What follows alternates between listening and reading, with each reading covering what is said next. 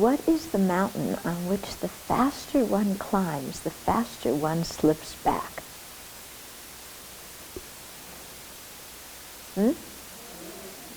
Yeah, actually ambition's a very good answer to that. He says here, worldly possessions that are spent as quickly as they are laboriously acquired. But that's a form of ambition, isn't it? Acquiring worldly possessions. So what is the mountain on which the faster one climbs, the faster one slips back? Worldly possessions that are spent as quickly as they are laboriously acquired. So, I like the answer of ambition. You know, there's different kinds of ambition. You know, there's a kind of somebody once asked me, you know, does a practicing Buddhist have ambition? And it made me stop and think, you know, there's different kinds of ambition. There's the kind of ambition that's usually talked about here, about I want to acquire a lot of material possessions, or I want to get famous, or I want to have a lot of power, or, you know, that kind of ambition.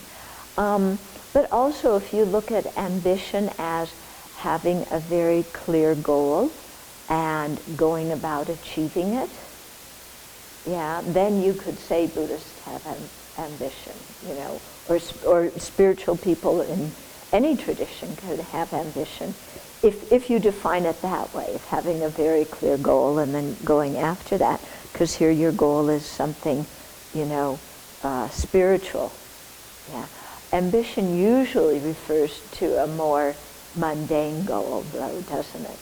Yeah, I want to get rich or famous or powerful, make a name for myself, blah blah blah.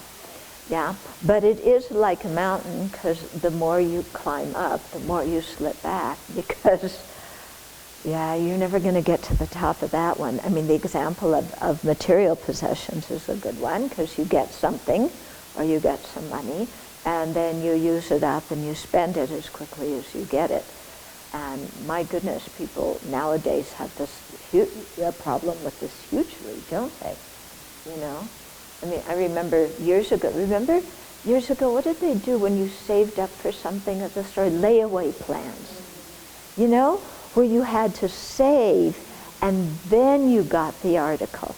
And now it's, you get the article and you put it on your credit card and then you try and find a way to pay it. Yeah, which is an excellent example of climbing up the mountain and slipping back.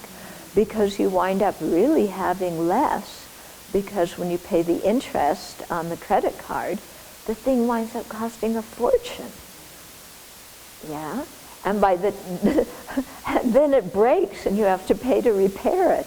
So you know, you're really losing out in many ways. The same thing, you know, your wealth, you spend it as soon as you get it. But if you look at, you know, trying to get powerful, you do all these things to get powerful, but once you're engaged in playing that game, you're playing it with other people who are also trying to be powerful. And so you wind up getting involved in a lot of backstabbing and one-upmanship and so on, to the point where you never feel like you have the kind of power you want. And you think, oh, well, if I get elected as a whatever you're trying to get elected to, then you're powerful. But if you studied the 4th chapter of Aryadeva's 400, you know, he talks there about how a leader is completely dependent upon the person they're leading, you know. And you can see this. You think, oh, the President of the United States is so important. Actually, he's totally dependent on the other people in the government, and, you know, and is hogtied right now by what's going on. So in name you have power, in actuality you don't, you know, how much do you have? And then he said he was even going to do things out of presidential power, but then he can't do that because of risk of what might happen at the election. So, you know, when you're playing that game of trying to get power, you can never get the power you want. Or same with fame, you know.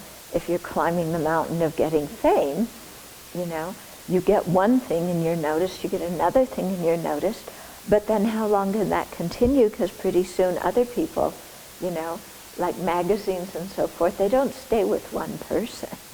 Yeah, they stay with you. Like there's some big baseball guy who's just retired, So he was like on the front page of the New York Times for like 2 days and then gone. Yeah, nobody's going to remember him. I had never heard of him before. But, so this kind of thing of getting famous, you climb the mountain, but then, you dissolve back into where you came from. Yeah, so rather than have ambition for the mountain of fame and power and material possessions, have something for the Dharma. Sometimes we have that same thing about being popular or being loved, Like lots of people say, oh, I don't want to be famous. Isn't popularity a type of being famous? Yeah, I want everybody in my group to know me and to talk about me well. It's a type. You're not famous in the news, but in your own little group, being popular means that everybody's thinking about you. Yeah, okay. Or we climb the mountain of love. I want everybody to love me, and, trying to get more and more love, more and more love. And of course you become so possessive and so obsessed with being loved that after a while people can't stand to be with you because all you want to do is talk about the relationship. Yeah, do you remember those days? Yeah. Well, we've got to talk about the relationship, honey. Again, It's like, yeah, sometimes you have to talk about the relationship, but at a certain point it's like, oh, can we talk about something else? Because there's such a hunger to climb the mountain of love and, get more and more love, that after a while, you've just slid back. Yeah, haven't you? Or like the hikers on that mountain in Japan that recently became a volcano and they got covered in ash. You climb the mountain of whatever your ambition is, it blows up and then you suffocate from the ash, yeah. Nothing to trust in worldly success. So give it up. So this was a famous actress or comedian, who died, and before they would take her out of the hospital, she had to have her hair done, her nails painted, and a makeup put on, and then a nice faux mink thing put on top of her so that she looked beautiful at her funeral. The hospital bed, yeah, she couldn't even get to the mortuary. Wow. She was 81, but the recipient of a lot of plastic surgery. She must have had that in her will or something, that a family member carried that out before she could even leave the hospital room. Yeah, some people are very attached to what happens to the body after they die. If you look in the 10 Innermost Jewels of the Kadamba, there's lots of discussion there about giving up attachment to what happens to your body after you die. Yeah? But many people are quite attached to that.